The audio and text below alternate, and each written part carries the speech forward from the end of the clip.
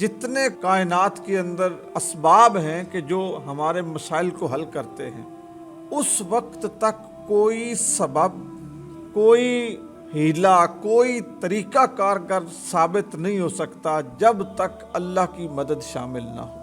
توحید وہ لفظ ہے جسے ہم بڑی کثرت کے ساتھ پڑھتے ہیں، سنتے ہیں، بیان کرتے ہیں، لیکن شاید اس کے معنی، اس کا مفہوم، اس کا ادراک ہمیں نہیں ہوتا کہ توحید سے کیا مراد ہے۔ بالکل سادہ اور آسان لفظوں میں سمجھیں کہ توحید سے مراد اللہ تعالیٰ کو ایک ماننا، اور ایسا ایک ماننا کہ کوئی دوسرا اس کے ساتھ شریک نہیں، نہ اس کی ذات میں اور نہ ہی اس کی صفات میں۔ وہ اپنی ذات میں بھی لا شریک ہے اور وہ اپنی صفات میں بھی لا شریک ہے۔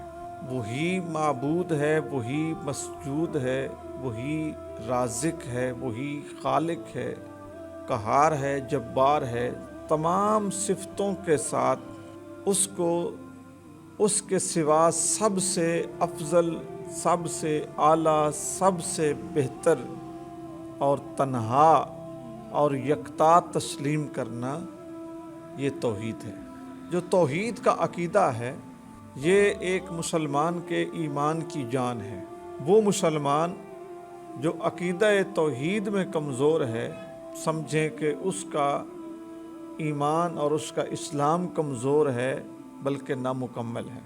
میں کچھ چیزیں عرض کیے دیتا ہوں کہ جو ہماری زندگی میں جب شامل ہوتی ہیں تو ہم عقیدہ توحید کے حوالے سے کئی پریشانیوں کا شکار ہو جاتے ہیں۔ ان میں سے ایک چیز یہ ہے کہ اللہ تعالیٰ نے بندے کی فطرت میں یہ چیز رکھی ہے کہ جب بھی یہ کوئی انوکھی یا عجیب چیز دیکھتا ہے تو مرعوب ہوتا ہے۔ اس کے ذہن میں اور اس کے دل میں متعلقہ چیز کا رعب بیٹھ جاتا ہے، یہ دبدبے کا شکار ہوتا ہے، ڈر جاتا ہے۔ اسی طرح جب کوئی خوبصورت چیز دیکھتا ہے تو اس خوبصورتی کو اس چیز کا ذاتی وصف سمجھ کے اس کی خوبصورتی کو تسلیم کرتا ہے۔ اسی طرح جب یہ مشکلات کا شکار ہوتا ہے، مسائل اس کے سامنے کھڑے ہوتے ہیں، تو بندے کی ایک فطری کمزوری یہ ہے کہ اپنا مسئلہ لے کے جگہ جگہ پہنچتا ہے، دوڑتا ہے، حل کی کوشش کرتا ہے۔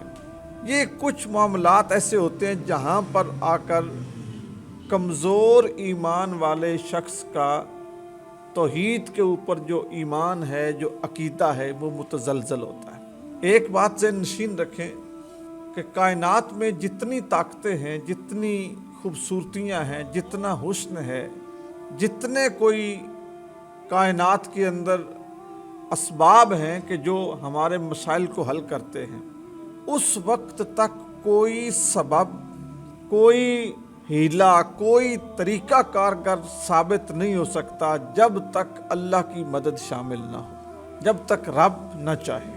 اللہ چاہتا ہے تو عزت ملتی ہے، اللہ چاہتا ہے تو ہدایت ملتی ہے، اللہ چاہتا ہے تو رہنمائی ملتی ہے، اللہ چاہتا ہے تو رزق ملتا ہے، اللہ چاہتا ہے تو صحت ملتی ہے، اللہ چاہتا ہے تو ہدایت ملتی ہے، اولاد ملتی ہے، اللہ چاہتا ہے تو برکت ملتی ہے، اللہ چاہتا ہے تو انسان کو شفا ملتی ہے، اللہ چاہتا ہے تو انسان کو حکومت ملتی ہے، اور جتنی چیزیں انسان کی ضرورت کی ہیں، اگر رب نہ چاہے تو انسان کو کسی صورت مل نہیں سکتی۔ اس کے اوپر ہمارا پورا ایمان اور پورا یقین ہونا چاہیے۔